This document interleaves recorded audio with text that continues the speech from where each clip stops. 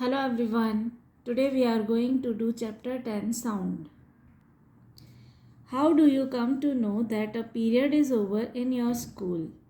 You come to know easily that someone is at your door when he knocks or you hear the sound of the doorbell. Most of the time you can make out that someone is approaching you by just hearing the footsteps. You might have played a game called hide and seek. In this game, a person is blindfolded and has to catch the remaining players. How is the blindfolded person able to guess which player is closest to her?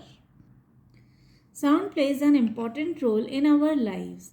It helps us to communicate with one another. We hear a variety of sounds in our surroundings. Make a list of sounds you hear in your surroundings. In the music room of your school, you hear the sounds produced by musical instruments like flute, tabla, harmonium, etc. How is sound produced? How does it travel from one place to another? How do we hear sound? Why are some sounds louder than others? We shall discuss such questions in this chapter. Sound is produced by a vibrating body. Touch the school bell when not in use. What do you feel? Again, touch it when producing sound. Can you feel it vibrating? Activity 10.1. Take a metal plate or a pan, hang it at a convenient place in such a way that it does not touch any wall. Now strike it with a stick. Do you hear a sound? Touch the plate or pan gently with your finger. Do you feel the vibrations? Again, strike the plate with the stick and hold it tightly with your hands immediately after striking. Do you still hear the sound? Touch the plate after it stops producing sound. Can you feel the vibrations now? Activity 10.2. Take a rubber band, put it around the longer side of the pencil box. Insert two pencils between the box and stretch rubber. Now plug the rubber band somewhere in the middle. Do you hear any sound? Does the band vibrate? As you learnt in class 7, the to and fro or back and forth motion of an object is called vibration. When a tightly stretched band is plugged, it vibrates and produces sound. When it stops vibrating, it does not produce any sound. Activity 10.3. Take a metal dish, pour water in it. Strike it at its edge with a spoon. Do you hear a sound? Again strike the dish and then touch it. Can you feel the dish vibrating? Strike the dish again. Look at the surface of water. Do you see any waves there? Now hold the dish. What change do you observe on the surface of water? Can you explain the change? Is there a hint to connect sound with the vibrations of a body? We see that a vibrating object produces sound. In some cases, the vibrations are easily visible to us, but in most cases, their amplitude is so small that we cannot see them. However, we can feel them. Activity 10.4. Take a hollow coconut shell and make a musical instrument iktara. You can also make it with the help of an earthen pot. Play this instrument and identify its vibrating part. Make a list of familiar musical instruments and identify their vibrating parts. A few examples are given in table 10.1. Complete rest of the table. Many of you might have seen the manjira, cymbals and ghatam and the noot, mud pots and the kartal. These musical instruments are commonly used in many parts of our country. These instruments are simply beaten or struck. Can you name a few other musical instruments of this type? You too can make a musical instrument. Activity 10.5. Take 6 to 8 bowls or tumblers. Fill them with water up to different levels, increasing gradually from one end to the other. Now take a pencil and strike the bowls gently. Strike all of them in succession. You will hear pleasant sounds. This is your Jal Tarang. When we pluck the string of an instrument like the sitar, the sound that we hear is not only that of the string. The whole instrument is forced to vibrate, and it is the sound of the vibration of the instrument that we hear. Similarly, when we strike the membrane of a mridangam, the sound that we hear is not only that of the membrane but of the whole body of the instrument. When we speak, does any part of our body vibrate? Speak loudly for a while or sing a song or buzz like a bee. Put your hand on your throat as shown in figure. Do you feel any vibrations? In humans, the sound is produced by the voice box or the larynx. But put your fingers on the throat and find a hard bump that seems to move when you swallow. This part of the body is known as the voice box. It is at the upper end of the windpipe. Two vocal cords are stretched across the voice box or larynx in such a way that it leaves a narrow slit between them for the passage of air. When the lungs force air through the slit, the vocal cords vibrate, producing sound. Muscles attached to the vocal cords can make the cord tight or loose. When the vocal cords are tight and thin, the type of quality of voice is different from that when they are loose and thick. Let us see how the vocal cords function. Activity 10.6. Take two rubber strips of the same size. Place these two pieces one above the other and stretch them tight. Now blow air through the gap between them. As the air blows through the stretched rubber strips, a sound is produced. You can also take a piece of paper with a narrow slit and hold it between your fingers as shown in figure 10.9. Now blow through the slit and listen to the sound. Your vocal cords produce sound in a similar manner. The vocal cords in men are about 20 mm long. In women, these are about 15 mm long. Children have very short vocal cords. This is the reason why the voices of men, women, and children are different. When you call up your friend who is standing at a distance, your friend is able to hear your voice. How does the sound propagate or travel to her? Activity 10.7. Take a metal or glass tumbler. Make sure that it is dry. Place a cell phone in it. Remember that the cell phone must not be kept in water.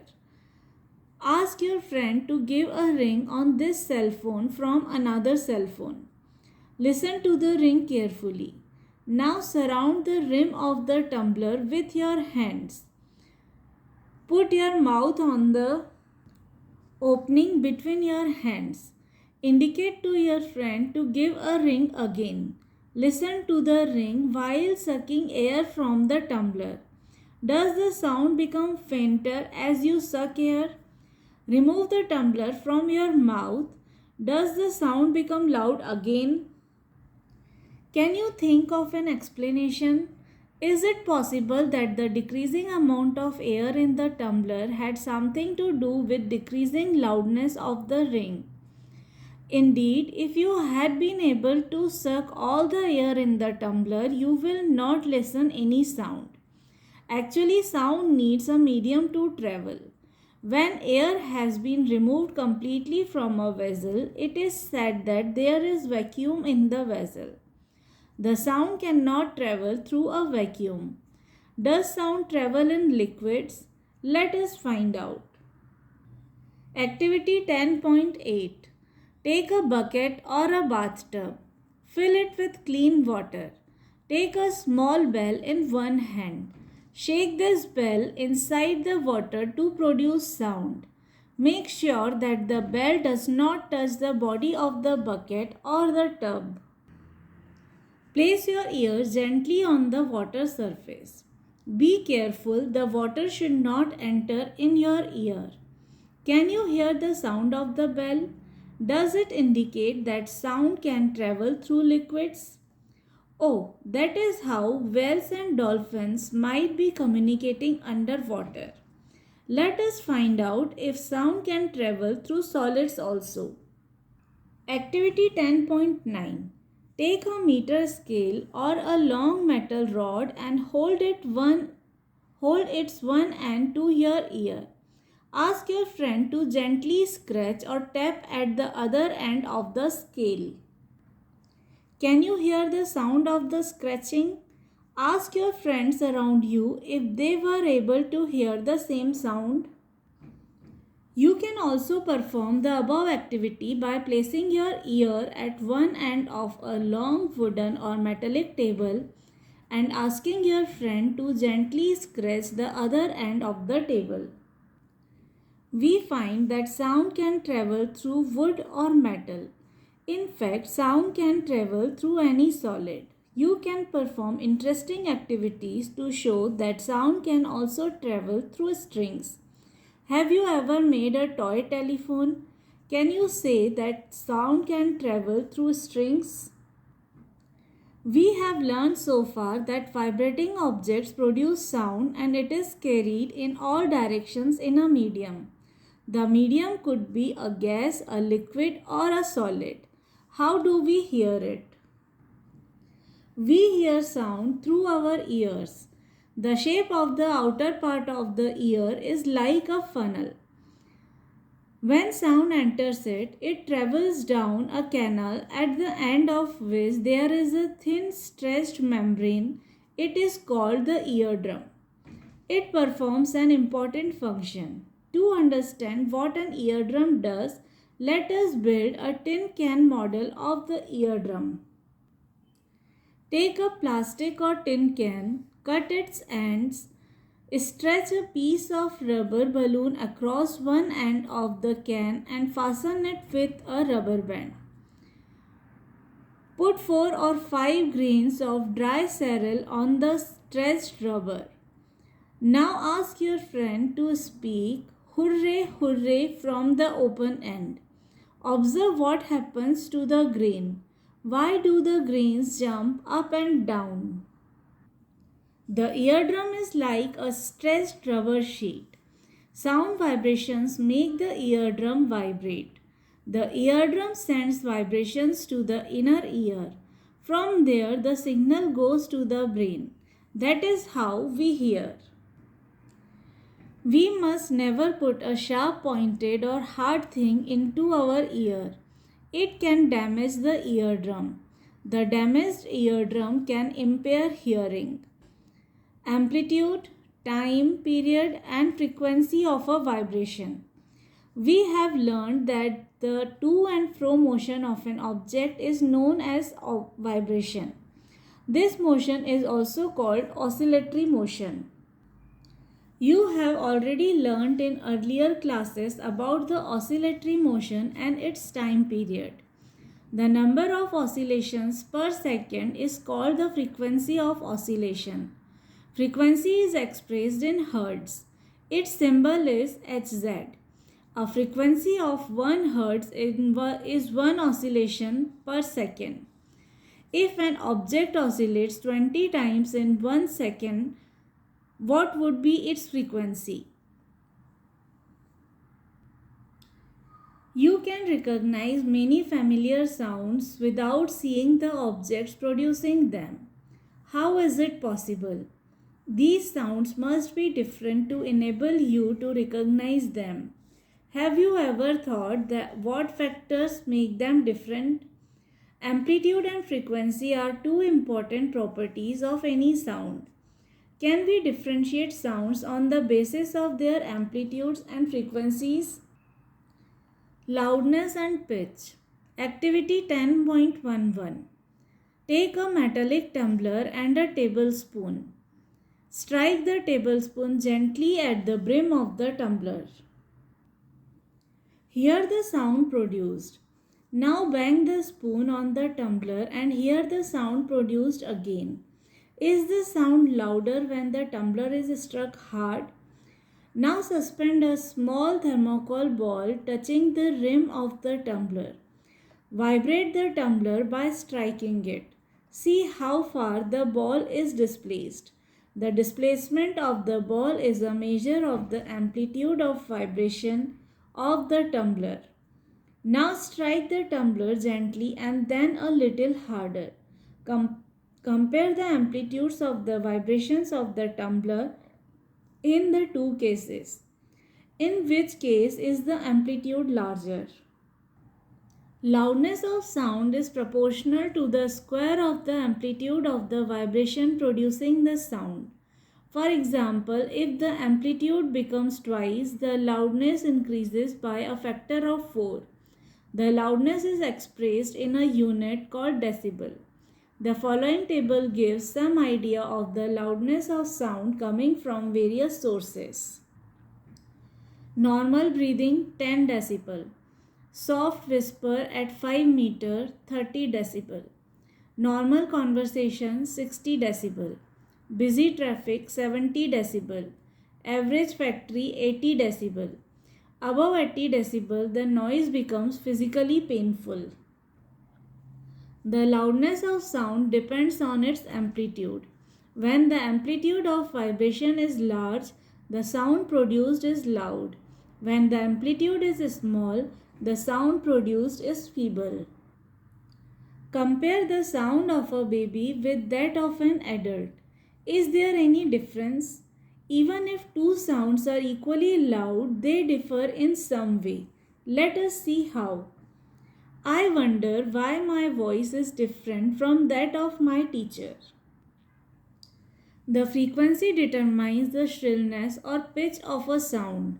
If the frequency of vibration is higher, we say that the sound is shrill and has a higher pitch.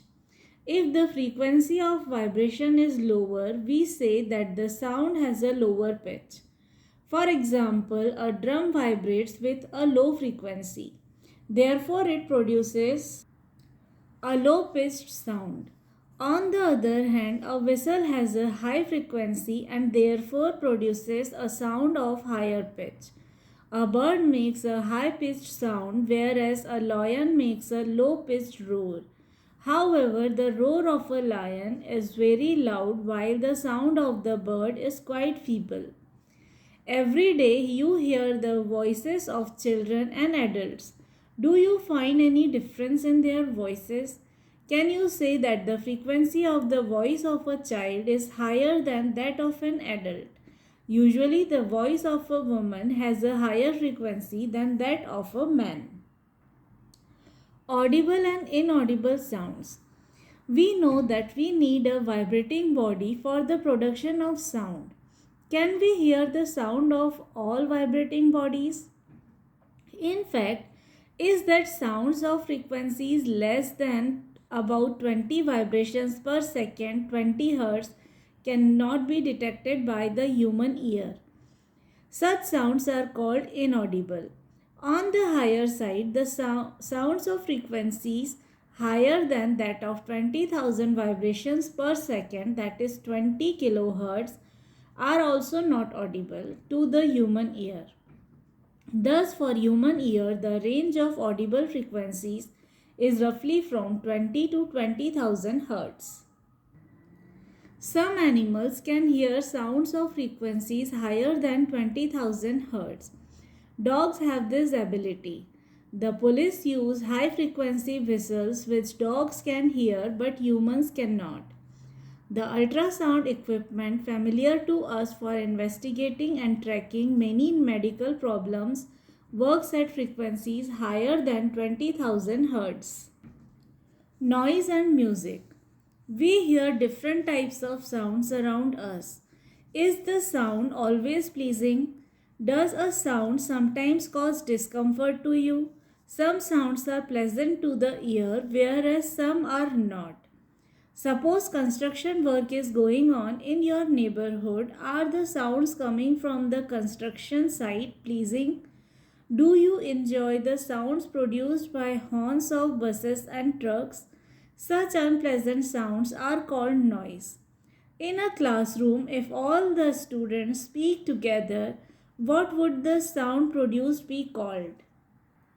On the other hand, you enjoy sounds from musical instruments. Musical sound is one which is pleasing to the ear. Sound produced by a harmonium is a musical sound. The string of a sitar also gives out a musical sound. But if a musical sound becomes too loud, would it remain melodious? Noise pollution. You already know about air pollution. Presence of unwanted gases and particles in air is called air pollution. Similarly, presence of excessive or unwanted sounds in the environment is called noise pollution. Can you list some sources of noise pollution? Major causes of noise pollution are sounds of vehicles, explosions including bursting of crackers, machines, loudspeakers, etc. What sources in the home may lead to noise? Television and transistor radio at high volume, some kitchen appliances, desert coolers, air conditioners all contribute to noise pollution. What are the harms of noise pollution? Do you know that presence of excessive noise in the surroundings may cause many health related problems? Lack of sleep, hypertension, high blood pressure, anxiety, and many more health disorders may be caused by noise pollution. A person who is exposed to a loud sound continuously may get temporary or even permanent impairment of hearing. Measures to limit noise pollution. To control noise pollution, we must control the sources of noise. How can this be achieved? For this, silencing devices must be installed in aircraft engines, transport vehicles, industrial machines, and home appliances. How can the noise pollution be controlled in a residential area? All noisy operations must be conducted away from any residential area.